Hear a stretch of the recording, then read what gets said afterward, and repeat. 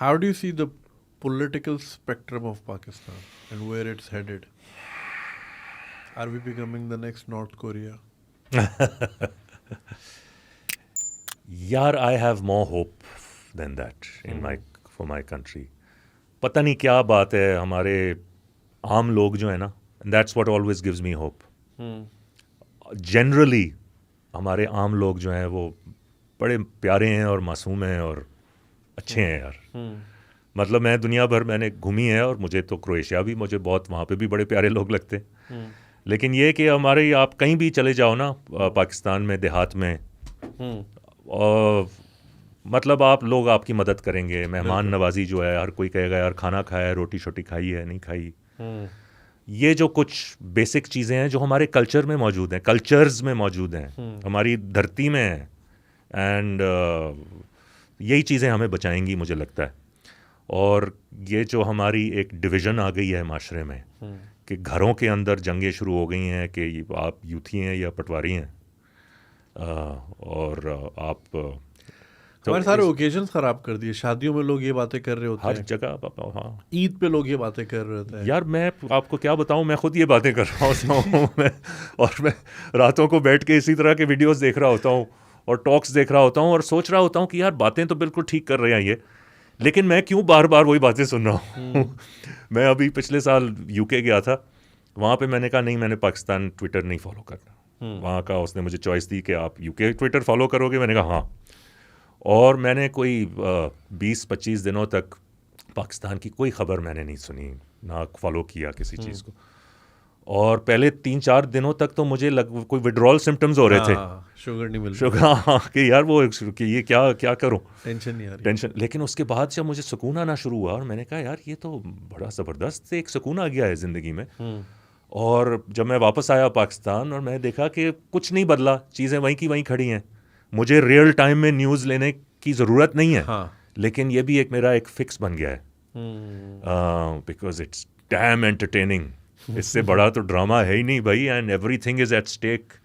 اور ایک ہیرو اور ایک ولن, اور یہ مطلب پوری ایک آپ کو اس پہ لگایا ہوا ہے. کس نے لگایا ہوا ہے؟ ہم خود ہی لگے ہوئے. تو مطلب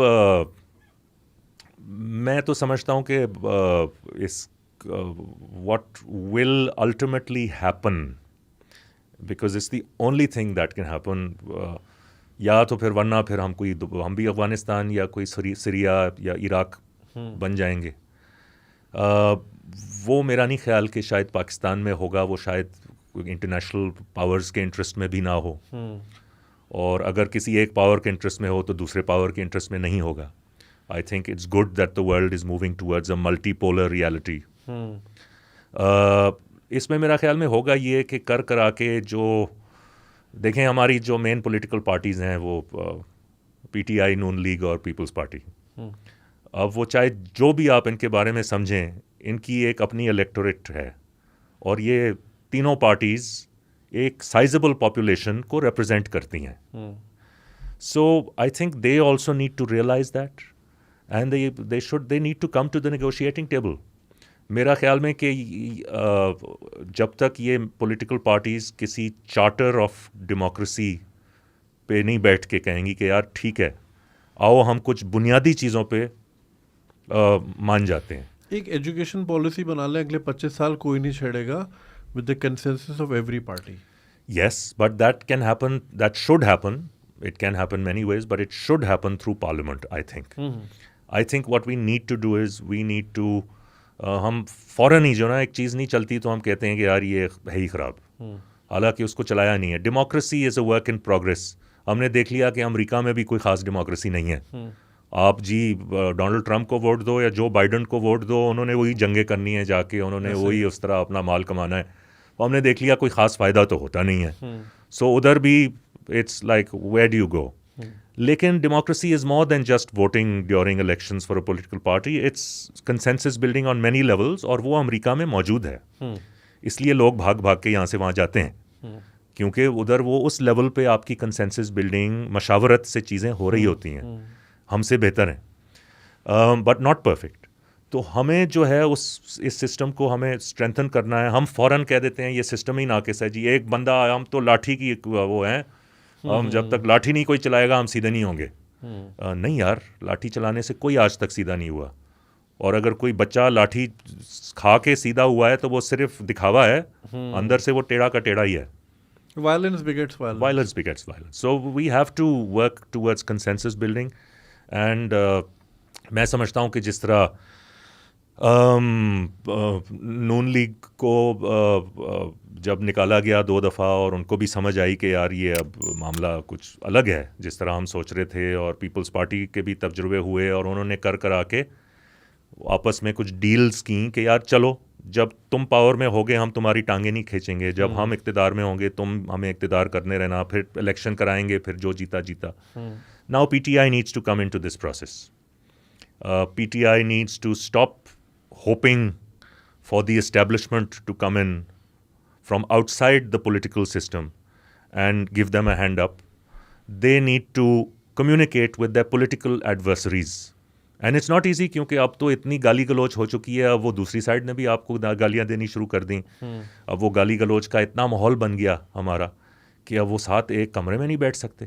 لیکن یار آپ نہیں بیٹھ سکتے تو عوام کیسے حالانکہ سوری یہ میں نے کہہ دیا کہ وہ ایک کمرے میں نہیں بیٹھ سکتے, وہ بیٹھتے ہیں.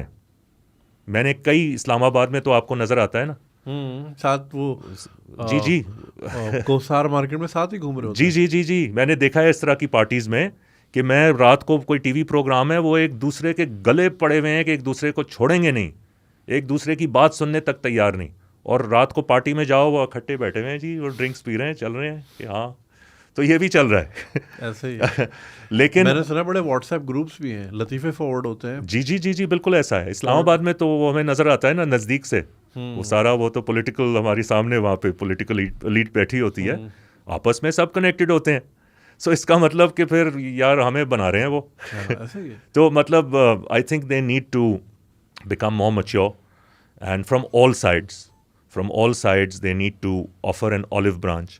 ان کو جو بنیادی چیزیں ہیں وہ کیا طے کرنی ہے؟ ایک تو یہ طے کرنا ہے کہ چلو جو ماضی میں ہوا وہ ہوا, اب سے کوئی انڈیپینڈنٹ باڈی جو ہے وہ کرپشن کو انویسٹیگیٹ کرے. اب سے کوئی کرپشن نہیں ہوگی, چاہے وہ پی ٹی آئی کرے یا نون لیگ کرے یا پیپلز پارٹی کرے یا کوئی انڈیپینڈنٹ کرے یا کوئی فوجی کرے یا کوئی جج کرے.